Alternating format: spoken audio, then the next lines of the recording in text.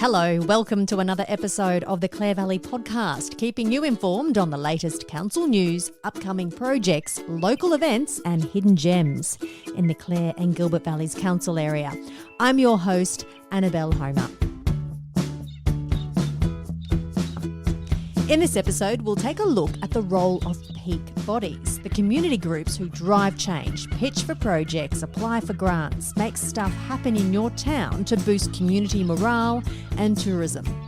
Over the next couple of months, you're going to meet some of the people who volunteer in these peak bodies and what projects they've driven. Today, we'll head to Saddleworth. If people want something to happen within the town, the best form is come to peak body and obviously be prepared to get onto the committee to actually help drive that project. If you've got a project or an interest, by all means, put it forward, but be prepared to help actually drive the project too. Some people have had some great ideas come forward. Need someone to drive it. Also, our hidden gem this month is the very well-respected and super talented artist, Robert Alfie Hannaford. When Don Bradman, he said he wanted to get a young artist from South Australia, because he's living here, to paint him, and my name was, he came up and contacted me and wanted me to paint his portrait, so the prestige of that, I suppose, led to other commissions.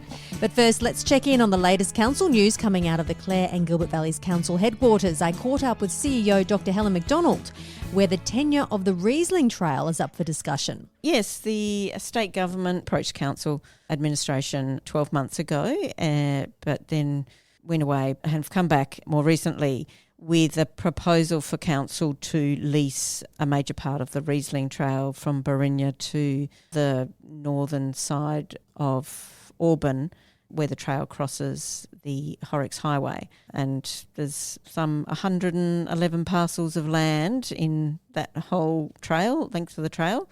So why is the state government wanting local government to take over the tenure? Well, that's a bit of a mystery to us, because we had asked the public servants who have been discussing the matter with us what was the motivation for this. I have to say we haven't had a clear answer, but I have my suspicions it may have something to do with a bit of cost shifting, particularly with respect to native title compensation. So potentially if you take over the lease, local government could be liable to pay this compensation. Exactly, yes. It could be moved from the state government to the Clare and Gilbert Valleys Council, yes. And how much money are we talking? It's probably in the hundreds of thousands of dollars of compensation. Is council at this particular time interested in taking over the lease or not? No, and I think the interest would have not been there regardless of whether there was native title compensation risks associated with the lease.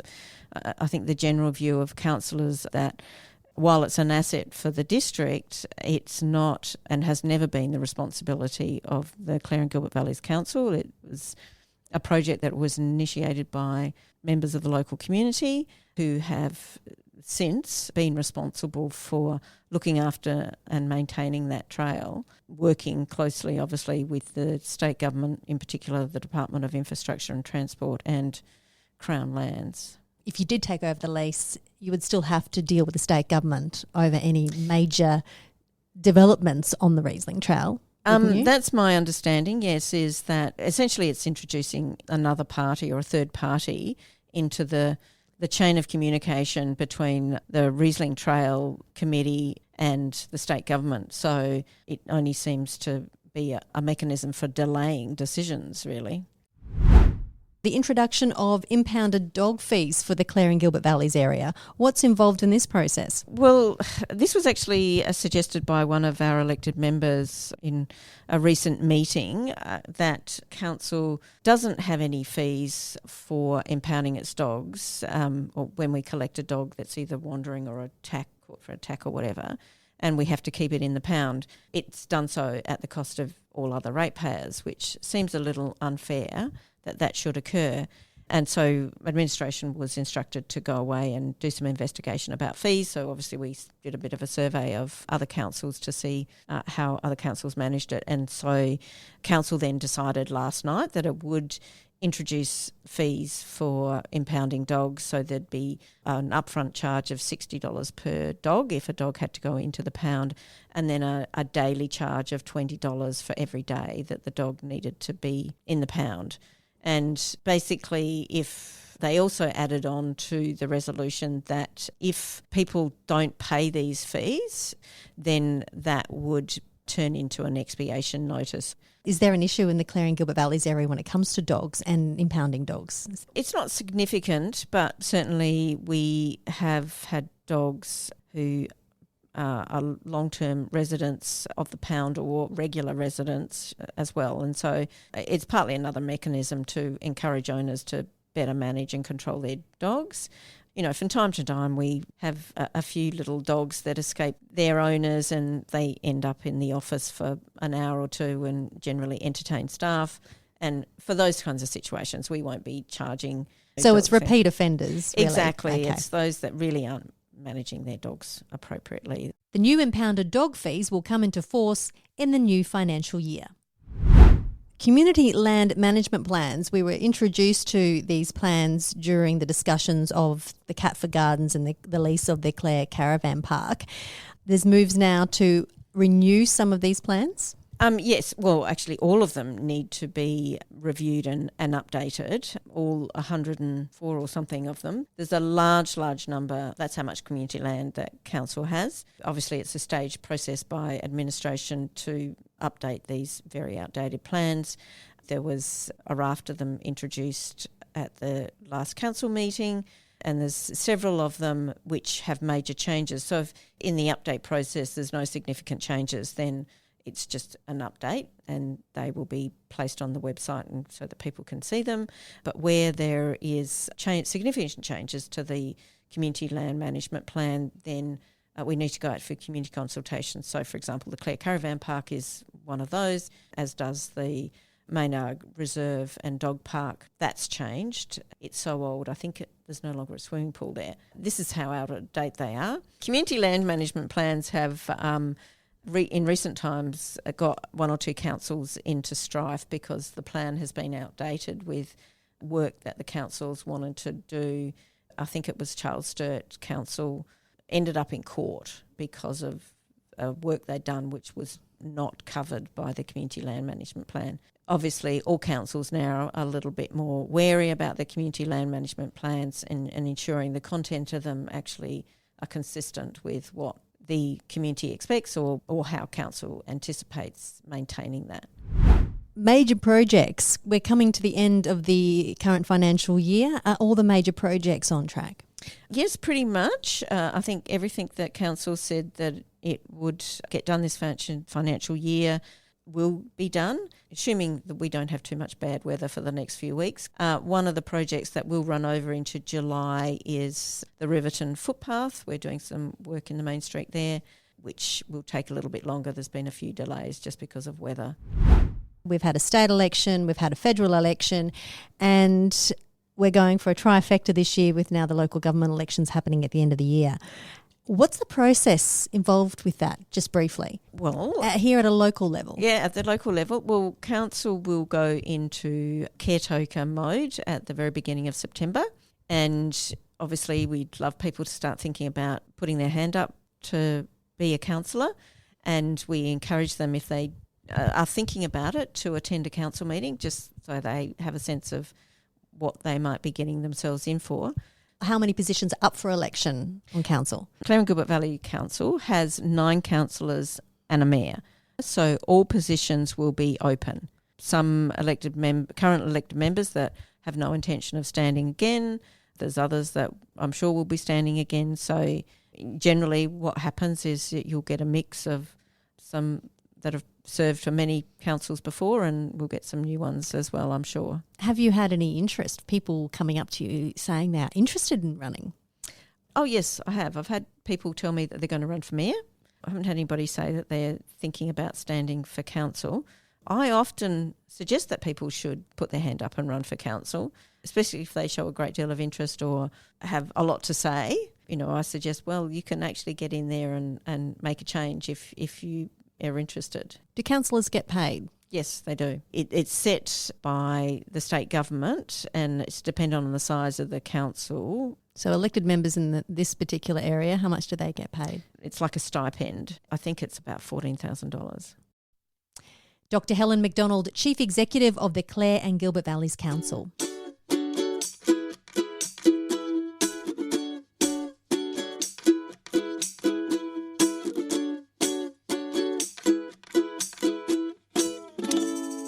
you ever wonder who was behind the idea of putting a new bike rack on the main street? Who fundraised and got grant funding to do up the local hall or institute? Or pushed for more rainwater tanks at the local oval? These are just a handful of examples of what peak bodies have achieved to progress a town and boost community morale and tourism. There are 13 peak bodies in the Clare and Gilbert Valleys Council area, so there's one in every town but Clare. They play an important role as they are the figurehead of each community. They drive change. They push for projects, apply for grants on behalf of their community. What's their link with council? Well, each peak body receives $6,000 from council each year to assist them in their projects, and that funding has just been increased in the latest budget. This month, we're heading to Saddleworth. Adrian Norse is the Vice Chair of the Saddleworth District Community Association and has been involved with the local peak body for 10 years. He's passionate about his community, in particular Bean Hill Park, which was developed in the same spot where the town's local shop once stood before it tragically burned to the ground 6 years ago. This was a major project for Peak Body and is very close to the hearts of many people in the community. I caught up with Adrian to firstly find out how the small town of Saddleworth is travelling. Yeah, look, it's like every small community. We've had our setbacks. You lose your banks. You don't get the throughput of people like you used to with, your stock agents and your teachers and stuff like that nowadays. Because your teachers nowadays, they might live here but travel to Borough to work and stuff like that. So you just don't get that throughput of people like that nowadays. And I suppose it's disappointing for a lot of small towns. And obviously the impact of losing our shop here, that was the critical point in the town. So, of course, that was a focal point, for people to meet and stuff like that. You're talking about a grocery store? Yeah, that's what we lost. So that's currently on the spot where we're actually sitting here right now. We're sitting at Bean Hill Park. Yep. It looks relatively new, the setup. It's been a project over the last few years. We're sort of, a couple of years or so, 2-3 years we've been working on and doing it in little stages as we can afford it, and obviously volunteer commitments and stuff like that. So because you've got a shelter, you've got some picnic tables, Yep. You've got a manicured lawn, Yep. and it's all been landscaped. It looks really beautiful. Yep. But why did you decide to put a park in the spot where the shop used to be? Obviously, the buildings that were here was the shop, and then there was a 2-storey building here that was actually the RSL building as well. The name Bean Hill originates from the actual building itself. That was the original shop. So you can obviously see on the wall here the pictures that depict that old building and stuff like that. Oh, that's great. Yeah. And so when the land became available, our peak body decided to perhaps buy the land rather than see the land, somebody buy it and end up just growing weeds in the centre of the town. So we sort of decided to buy the land and create a focal point in the town. And obviously, it's good for visitors to stop off, and people have their picnic lunches and stuff like that here. And that's the main reason why we did it. And no one wanted to rebuild and put another shop up? No, and obviously if you had the actual structure of the building there, someone could walk in and get it up and going. If the people just walk away from a business and leave the shell there, obviously you've got something. But nowadays, to build a building and things like that, you're probably talking $1 million by the time you build something, and fridges and freezers and all those sorts of things. So who's going to do that in a small town? It would have been devastating at the time. Yeah, it was. It was very frustrating. And obviously, there was a town meeting within the week of it burning down, and the owners said yes, they were going to build something bigger and better, brighter and everything else like that. But it was all talk at the time, I suppose. And once the insurance payout came out, they probably thought that was an easier option. Our first thing as peak body, once the shop burnt down, was obviously the post office, because it combined the post office as well. We had discussions with Australia Post straight away to get something happening as far as the post office, because we didn't want to lose the post office in the town as well. Australia Post were good, and we got something happening straight away with that. So you've got federal government funding, you've got obviously state funding. Yep. And council obviously helped us as well. So, and there was also some of the drought stimulus funding. We accessed some of that as well. So how much money altogether did it cost? All up here, $60,000-$70,000 spent. We ran a movie night here one night. So it's got the aspect that we're going to do things like that as well with the park here too. So you get money from council, but do you fundraise mostly? Yeah, we fundraise as well. The little op shop that's just down the road, that's actually controlled by Peak Body. So that originally was set up as a country carers op shop, and country carers wanted to give it away. So a couple of the ladies that were volunteers, they came to Peak Body and asked about whether we would take it on under our insurance umbrella. So we did that, and so all the money that's raised from that op shop comes back to the community. So the likes of the table setting over there and the horse and things like that, that's all been donated through the op shop. It's a great little op shop, and yeah, the ladies that are working there, volunteering, they do a great job. So how much money do you raise on an annual basis? The op shop alone, they probably bring in 20 grand or so a year. Peak Body ourselves, we don't have fundraisers such as like sausage chisels or anything like that. We'll apply for grants and things like that if we've got a project coming up. And obviously, we've got a grant from FRR, which is the federal government. So that helped us put the shelter shed up here. What's on the cards for 2022, 2023 for Saddleworth? Yeah, well, there's still a couple little things to do here at the moment. There's going to be like a bit of a play area at the back with, timber, logs and things like that. Like a nature play. Yeah, nature play. That's the one. Yeah, so that's going to be sort of done. Our caravan park's only a small little caravan park, but it's unbelievable how many people come through. And the feedback we get's unbelievable. And we purchased a cabin up there 4 years ago. And since we've put that cabin in, the demand for it's unbelievable. So our next key thing up there is to get a second cabin. And that's sort of what we're working on. So why is the demand unbelievable? Tradies looking for somewhere to stay, obviously, when they're working in the district. But it's also people travelling through, and a lot more people nowadays are staying in the little towns rather than the big places. And that's the feedback you get from people travelling. It's a bit of a hidden gem, people come here and think, wow, I never thought this place was like this. It's a central place as well, because from here, you're 40 minutes to the Barossa, you're half hour to Clare, and people love that fact that they can base themselves somewhere and just shoot up to Clare or Mintero or anywhere like that, and that's probably our next key thing, is to try and get a second cabin. The Peak Body obviously plays a major role in this community. For it to run effectively, you need volunteers. To get more volunteers involved, what do you think needs to happen? Well, obviously, if people want something to happen within the town, the best form is come to Peak Body and obviously be prepared to get onto the committee to actually help drive that project. If you've got a project or an interest, by all means, put it forward, but be prepared to help actually drive the project too. Some people have had some great ideas come forward, need someone to drive it, and obviously we've got our hands full at Peak Body currently with the projects we've got on board at the moment. So it's also about that next generation stepping up and taking over, and old buggers like me jumping out the way. Not that I'm only 57, but I mean, so I sort You'll of be on Peak Body for a lot longer than you expect. Yeah, well, I've sort of tried to wean myself off, obviously, by being vice chairman, and Hannah, the new chairperson, she's doing a great job, so that's good, and she's a bit younger, so that's good to get somebody like that involved too. Adrian Norse, the Vice Chair of the Saddleworth District Community Association. The relationship between council and these peak bodies is vital to keeping council in touch with these towns and assisting with future projects. Here's more from Andrew Christensen, the council's Director of Development and Community. I would say council's touch points into the community. So when we try to provide information or get questions about what people think, we would first and foremost discuss it directly with them, and then they can put out through their membership and through their towns. I think they're really our go-to, I suppose, when we want to directly contact the community. So, what's the main request that you get from peak bodies? We don't get huge amounts of requests, but they might be a particular project that they would like assistance with.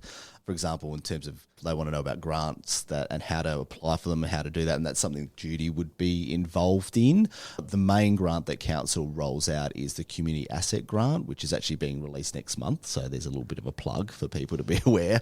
They can go up to $10,000 for that, and most peak bodies actually apply for that. We use our intel with them to go, oh, well, this is what we know that they're going to, oh, are you aware of this? So we kind of work together in that regard. Funding-wise, you mentioned they get $6,000 per body? Per body per annum. Is there going to be an increase in funding in the next financial year? Yeah, so basically we've got $13,000 increase in the peak body funding. The way that's split up is basically there's 13 peak bodies and therefore it's been $1,000 increase per peak body. That being said, council's asked us to look at how that is best distributed, because by way of example, some peak bodies struggle actually to spend all their $6,000 while other peak bodies could have $50,000. You know what I'm saying? So we're actually identifying, where the greatest needs are per peak body, and then we might distribute it up a little bit differently. So someone might get $7,500 and someone might get $6,500, depending on what it is. But we haven't yet determined what that will look like yet. But overall, there is an increase, which is a good thing because it hasn't been increased for about at least 4 years now. So, and it's on par with other similar bodies are getting in other council areas? Well, other council areas, a lot of them don't get any financial support at all. So that's actually probably more unusual. The way the system works here is actually really quite effective. They are really peak bodies for the town, and they seem to be more or less respected by the townsfolk as well, as that's their community voice. I mean, not everyone agrees with what the community voice actually is, but that's normal in any sort of community organisation. But I think the funding and the support that council provides them, and I think they do take it seriously as well, because they meet every month from memory. Some of them do some really amazing projects. And then on top of that, they actually, part of the deal of the money is that they have to do a presentation to council every 12 months. So, and that's usually done in February. It's really enlightening when you get those presentations about all the community projects that they've got on the go at the moment. So, when you've got groups that can't spend the money or don't spend the money, what's their reasoning? It would probably be more of an issue with the really small communities, like the places like, Stockport or Maribor or something like that, that really, they only probably have about 100 or so residents. What you can do, and what we've been saying, is that, look, you don't have to spend $6,000 every year. You can actually accumulate that funding over a period of time, and then you can use it on a bigger project. Manura, for example, they actually held over some money over a period of time because they wanted to do one of their parking bays down there, which they've done improvements over time. And I know Stockport are looking at holding some money as well for a bigger project down there. Judy Giles is the council's community development coordinator who works very closely with the peak bodies. She's only been in the role for 5 months but has hit the ground running. So what are they doing in Stockport? They're looking at doing some upgrades to their oval. So their two main things down there is their recreation park and also their institute. So the institute was flooded, as they keep saying, back in 2010. So they had to do some rectification work on that. Actually also incredible when the Pinery fires came through, and they've got a map of how it just went around the town of Stockport. So they're looking at doing things to just improve, making that more accessible not only to community but hopefully to any tourists that come through. On face value, how are the peak bodies travelling to you? I mean, is there enough volunteers? Are they strong little organisations? What's your take? They're all very different. Not one of them are the same. They've got different needs. If I can just say, I was recently at the Rhinee peak body meeting, and one of their biggest concerns is communication within the town because there is no phone signal there and people don't have letterboxes.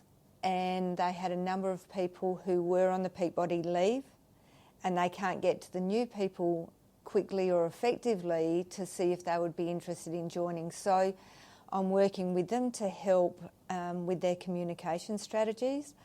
So it's things like that there are individual things that happen within the communities that I help support. Yeah, so it's good. Judy Giles, the Community Development Coordinator at the Clare and Gilbert Valleys Council. In the next episode, we'll head to Mintero and Watervale, where there's been a significant amount of investment driven by local peak bodies. Also, in past episodes, Council has spoken about their built asset review, asking communities to take on the ownership of council buildings and leasing council land in a move to free up funds for council. It seems this financial responsibility is too great for some communities to take on. We'll hear about some of these concerns in the next episode. Clare Valley Podcast. Clare Valley Podcast. You're listening. Clare Valley Podcast. Clare Valley Podcast. Finally, to our community hidden gem. Well, he's not so hidden. In fact, he's very much a big deal on a national and international scale in the art world. Robert Alfie Hannaford is a self-taught realist artist noted for his drawings, paintings, portraits and sculptures. Primarily known as a portrait artist, With subjects including Joan Sutherland, Don Bradman, Paul Keating and Bob Hawke, he also produces landscapes, still life and nudes. The Don Bradman sculpture outside the Adelaide Oval, for example, that's Alfie's work. He even did a sculpture of the Queen. Alfie has lived an extremely full life, from his humble beginnings growing up on a farm near Riverton to becoming a cartoonist with the Advertiser and then a professional artist at the early age of 20. He's travelled and worked in India, Europe and Africa, and his list of awards is astounding. Hannaford now resides outside Riverton, where he transformed a disused farmhouse and outbuildings into a dwelling and a studio. In 2007, he bought the old garage in Riverton and converted it into the Riverton Light Gallery, where he and his wife, artist Alison Mitchell, showcase their artworks. This interview is a snapshot of Alfie's life. You will hear about his childhood, how he came to be painting Don Bradman and conversing at Windsor Castle with the Queen. But you'll also hear of his challenges, one being diagnosed with aggressive tongue cancer, which has also affected his speech. Enjoy the journey with Robert Alfie Hannaford.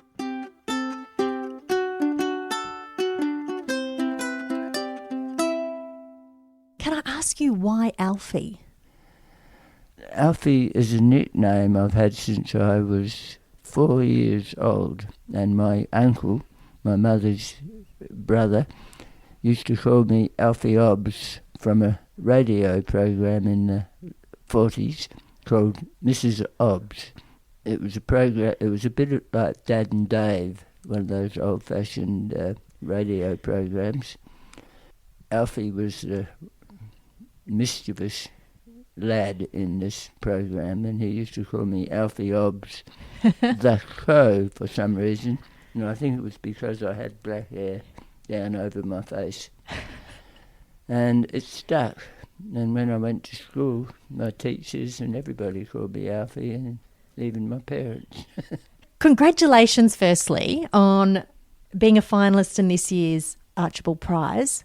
But this is nothing new, because you have been a finalist 26 times, I understand. So they tell me, yeah. Can't keep up. How do you feel about it all? It's always nice to be represented in the Archibald because it's so well known and well publicised, or everybody who gets selected has their work on public display for some months after the Archibald. So for that reason, I'm always glad to be included. And you've won the People's Choice Award 3 times. Yes. That's more important to you, the fact that the people have chosen your work? I think yes. I'm always pleased that and surprised when they choose when my work has been chosen. It's a bit of a moot point. There was an article the other day by the art critic on The Australian saying I should have won it and I should have won it years ago. But because of my style of painting, it's overlooked by the judges who want to be more contemporary, I suppose, is a polite way of saying it. And so I've never expected to win it, knowing the fashion of the day. The way that you paint, or the style that you paint, isn't in the judges' favour? Yes, I would think. I'm a realist painter. I think the judges, especially in the latter half of the 20th century, have decided that that represents the past. They don't want to be seen as non-contemporary, so they gravitate to strangeness. And if you only have to look at what they choose every year, there's always, they push the boundaries as to what representation or portrait is even. That's not going to change the way that you paint, though, is it? Oh, not in yes, no. You do portraits as well as landscapes as well as sculptures. Yeah. My main focus is nature, this world around me. That can be a landscape or an object, or I love painting nude bodies, animals, birds, plants, anything that interests me. I don't differentiate. I don't say I'm a portrait painter. I happen to love painting people because there are plenty of them around, and I identify with people because I'm a person. Fair enough. But apart from that, I get just as excited when I'm drawing my dog as when I'm drawing myself or another person. When did you realise, I'm actually pretty good at this? I really enjoy painting. Because you grew up on a farm, didn't you? I go back to childhood because I loved drawing from the time I was a very small child. I drew from when I was at school, primary school. The teachers used to get me to do the backdrop for the school play, and some teachers, even in primary school, used to get me to draw the map on the blackboard because they knew that I could draw it accurately. You grew up on a family farm near Riverton, and then you were sent to boarding school for a couple of years at Prince Alfred College, and then you also then became a cartoonist at the Advertiser. Is that when you realised I could make a career out of this, or wasn't it as simple as that? I guess when I left school, I started to think, well, what am I going to do with my life? And I knew that I loved drawing and painting, so I got my first job. Serious job. I mean, my first job was a builder's labourer because I was waiting to get a job in an advertising agency. In those days, I'm talking about 1961, advertising agencies were the ground in which budding artists often got experience because you had to draw for advertisements in the newspaper and magazines and things. So I was lucky enough to get a job in Clem Taylor Advertising. I chose it myself because I'd met a friend of my brother's called Hugo Shaw, and he worked in this advertising agency, and he drew beautifully, I thought. I wanted to work with him because I knew that he and I were on the same plane in terms of our aspirations in the art world. That was to draw and paint as well as we could. So that was my introduction. I was 17. From that day on, I knew that I wanted to draw and paint. And Do you remember the first painting that you sold and what it was? No, I can't remember the first painting I sold, but you see, we've got to go back a little bit further into childhood. I used to do drawings for the Sunday Advertiser in the children's section, and I started making money out of it. And in those days we didn't have pocket money, but I started making quite a bit of money because I used to win almost every week, and I think it was £1 in those days. This was in the 50s. Was first prize and 10 shillings was second prize. So I had a wad of money that I used to keep. And I always knew that I could sell my work from that day on, or I could make a living, because I made a living. I had quite a wad of money after a couple of years. How much money did you have? Oh, it was well over $100. It was hundreds of dollars in those days. Wow. That was before dollars. This is pounds. And how old were you when you were doing that? 9 and 10. So I knew that people would pay money for a good representation that I knew that I was capable of doing. So I started doing portraits when I was about 19, after the advertising agency, and I started drawing more seriously. Yes, I got commissions and everything at that age. But I started painting at the age of about 21, and I started getting portrait commissions and landscapes I was doing at that time too, and I was selling.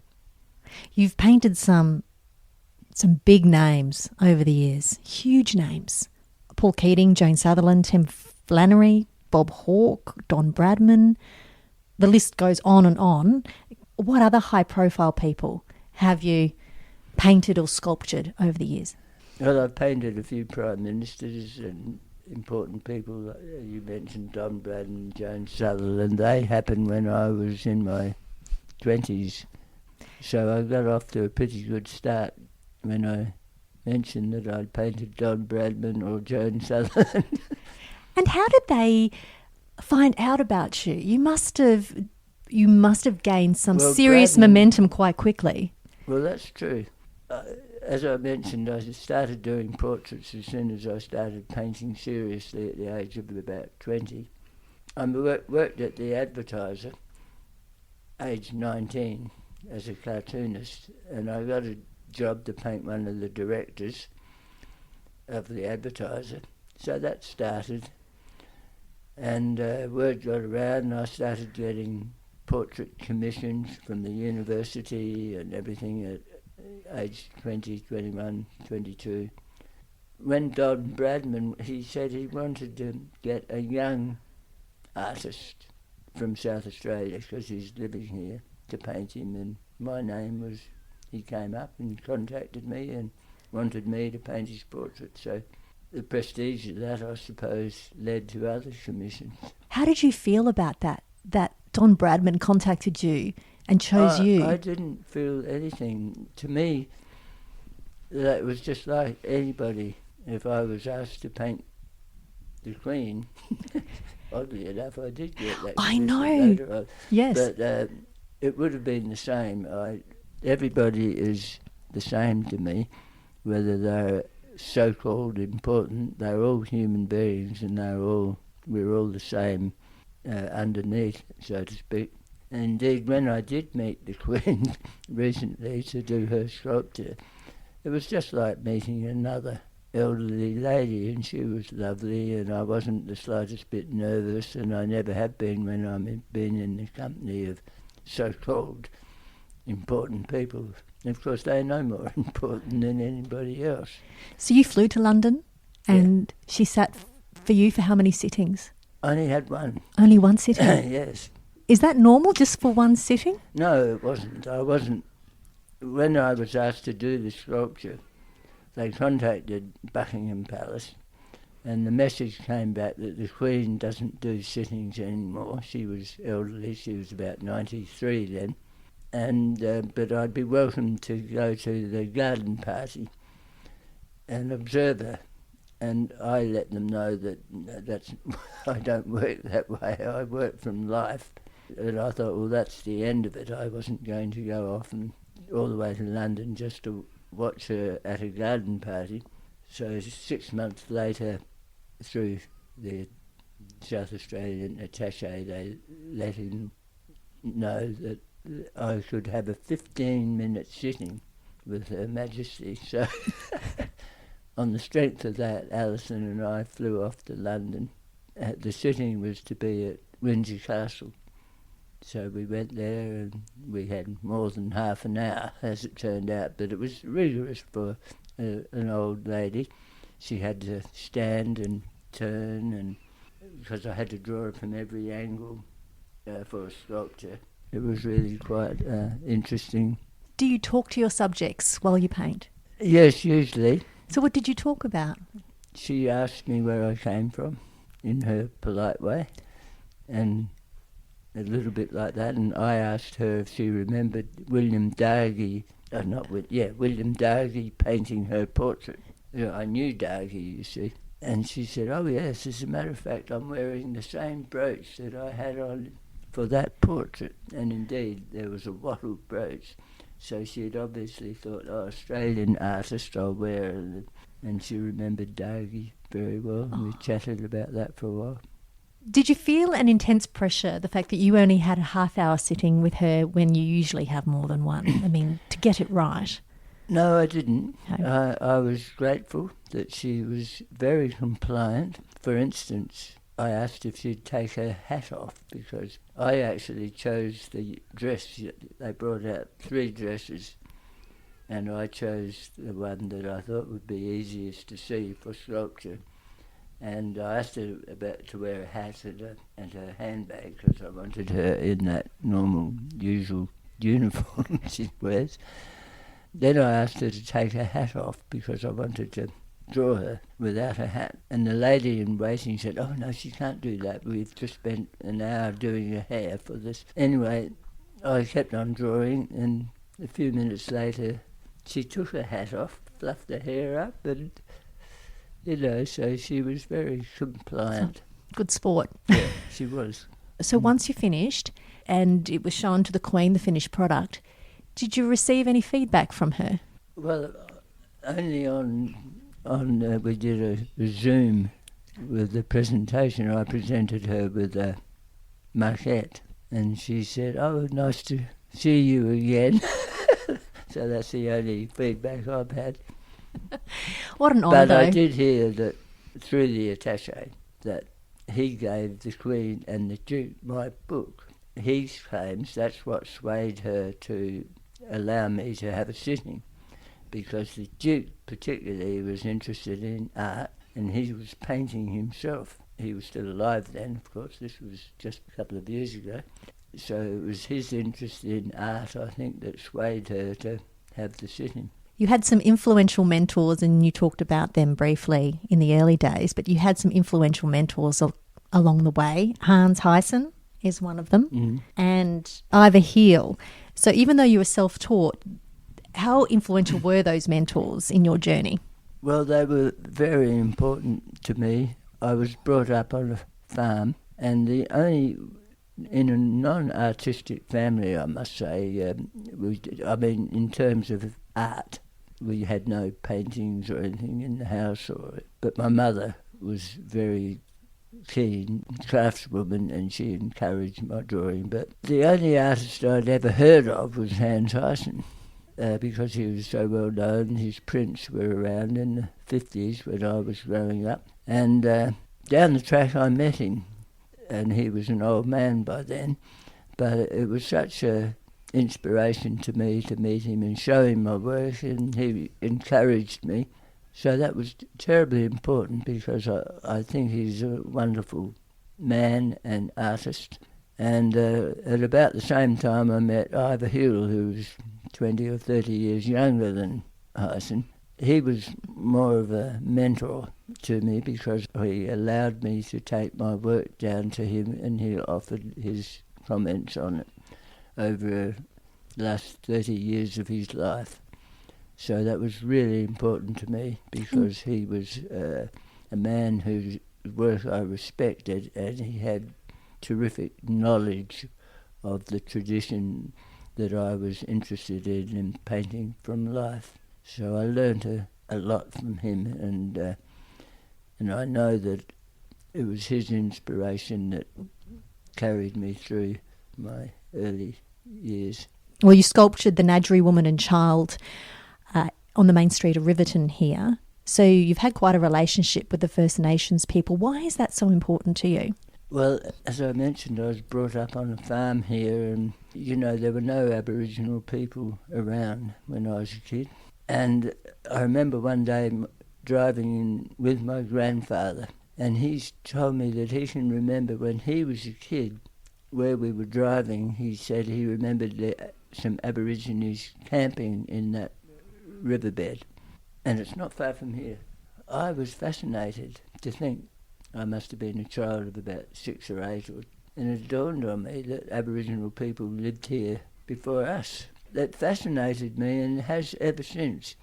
I used to love walking in the hills, and I'd sit up there and I'd wonder what the Aboriginal people thought when they looked at that same landscape that I was looking at. And so when I got to 20 or so, I started looking up everything I could about the Nadgery tribe, and I read everything I could about the anthropologists and so on who travelled through the area and mentioned their names, and then so later, if other people were interested in following up the Nadgery tribe, Fran Knight and Adele Pring were writing a book about the Nadgery. I got involved with them on that. I did the front cover painting I did of the hills around here, and I put the Aboriginal people in an imaginary way of how it might have been.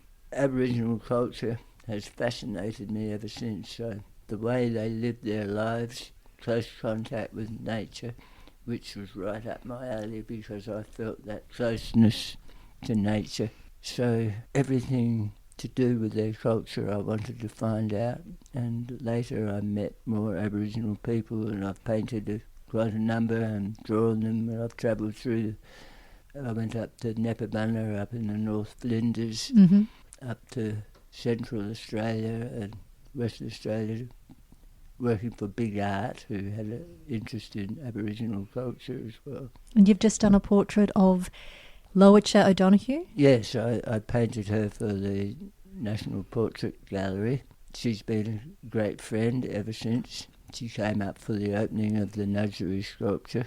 I was involved with her. I did a sculpture for the Aboriginal Military Service, the parade ground in Adelaide, the Aboriginal contribution. And I've been asked to do a sculpture, which I'm working on now, of Lowicha for a full-size body sculpture for the Aboriginal Centre in North Terrace, where the old hospital used to be. You've had a lot of successes with your career, but you've had some personal battles along the way. You were diagnosed with tongue cancer in 2006, and I understand it was quite aggressive. How was that for you, and did you use that as part of your creative process as well, or healing process, I guess? Well, yes, it was quite a dramatic period, that cancer. And the treatment. I had radiotherapy and chemotherapy. I really faced the prospect of dying, and that's a wonderful prospect to face when you're still alive and relatively young. How old were you at the time? Oh, well, I was 61. I call that young. It is young. Yes. So I went through all the treatment and everything and came out relatively healthily, as I am now. But it did leave me with speech problems and swallowing problems, which I still have to a certain extent. It helped me appreciate life that little bit more, I think, than I did previous to the cancer.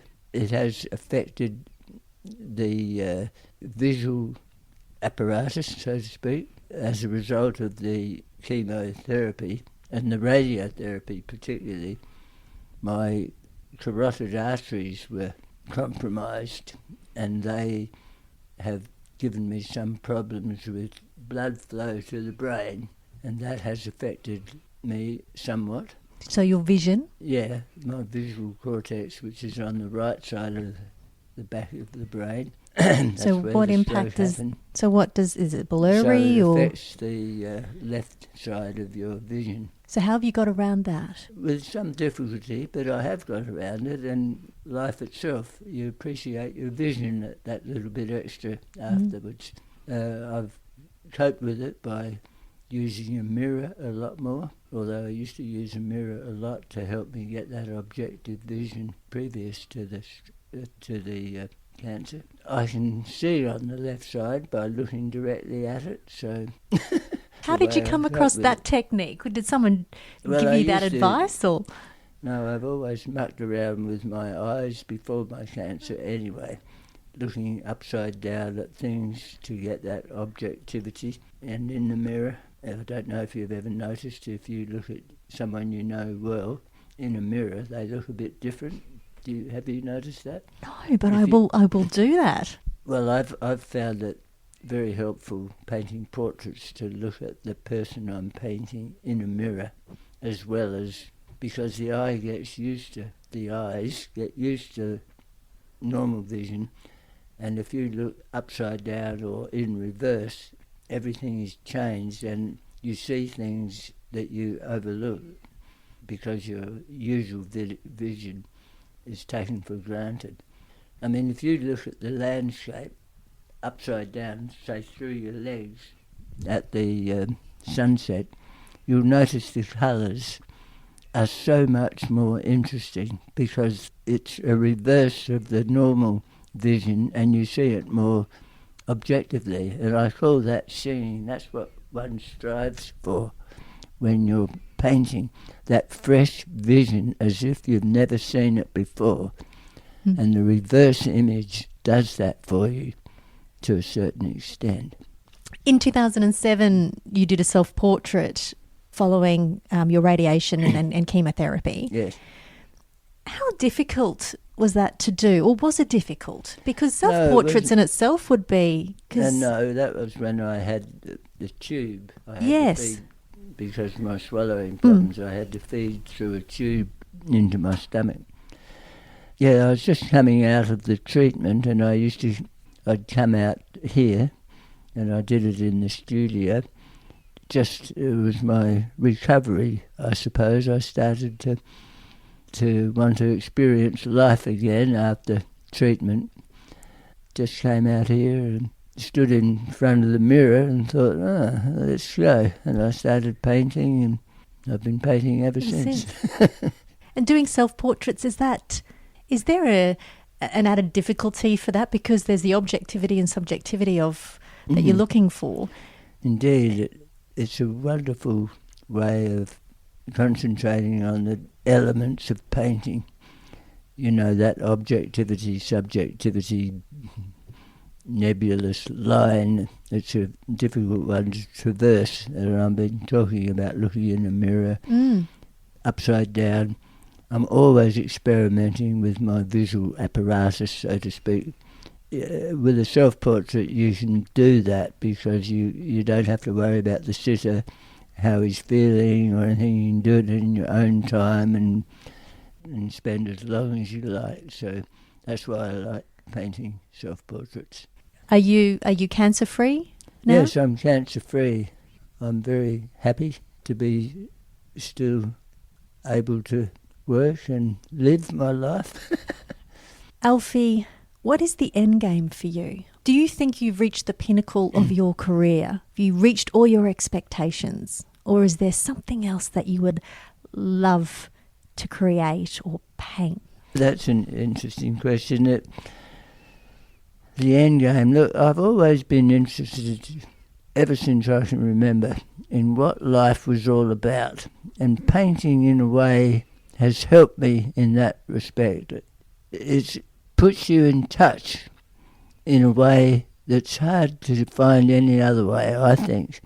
Puts you in touch with reality. If you draw or paint something, it reveals itself in a way that you'd never discover any other way. I think other people obviously don't, they find other ways. But that process fascinates me, and I'd love to continue, because it's those moments when you're open and painting and you see things so clearly. That to me is something special about that. It's connection with nature or yourself or the wider world that means everything. That's the process of painting and drawing for me. Well, Alfie Hannaford, thank you so much for taking the time to speak to me and divulging just a small snippet of your life and what you've created and what you've experienced in your life. Thank you very much. Oh, thank you very much. Renowned artist Robert Alfie Hannaford. If you'd like to visit the Riverton Light Gallery, it's open on the last Sunday of every month from 11 till 3 p.m.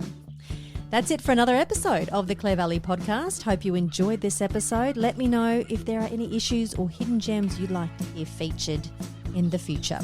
The Clare Valley Podcast is supported by the Clare and Gilbert Valleys Council. I'm your host, Annabelle Homer. I'll catch you next time.